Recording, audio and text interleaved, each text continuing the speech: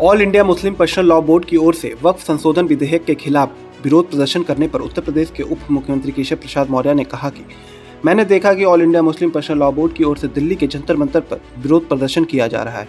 मौर्य ने कहा, वक्फ संशोधन देश के गरीब मुसलमानों के हित के लिए है। इसके लिए संयुक्त संसदीय समिति बनाई गई है, चर्चाएं हो गई है और इसके खिलाफ विरोध प्रदर्शन करना उचित नहीं है। मौर्य ने कहा, कांग्रेस, सपा, एनसीपी और टीएमसी समेत सारे तुष्टीकरण की राजनीति करने वाली सभी पार्टियां इसके समर्थन में खड़ी है।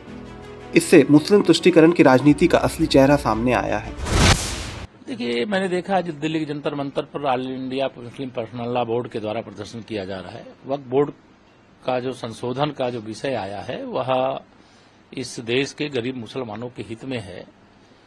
उसके लिए जेपीसी ज्वाइंट पार्लियामेंट्री कमेटी बन चुकी है, उसमें विचार विमर्श हो चुका है और उसके विरोध में प्रदर्शन और उसके समर्थन में कांग्रेस सहित, समाजवादी पार्टी सहित, एनसीपी सहित, तृणमूल कांग्रेस सहित सारे जितने भी तुष्टीकरण की राजनीति करने वाले राजनीतिक दल हैं उनके समर्थन में खड़े हुए। तो इससे उनका मुस्लिम तुष्टीकरण की राजनीति करने का असली चेहरा उजागर हो गया। जिनकी संख्या 80% से अधिक है वो मुसलमानों में गरीब है। अगर उनके हित में कोई वक्फ बोर्ड जो संशोधन बिल आ रहा है उसके लिए कोई प्रयास किया जा रहा है तो यह वैसा ही विरोध है जैसे ट्रिपल तलाक के कारण से मुस्लिम महिलाओं पर अत्याचार होते थे और 3 बार तलाक कह करके उनकी जिंदगी बर्बाद करने का काम होता था।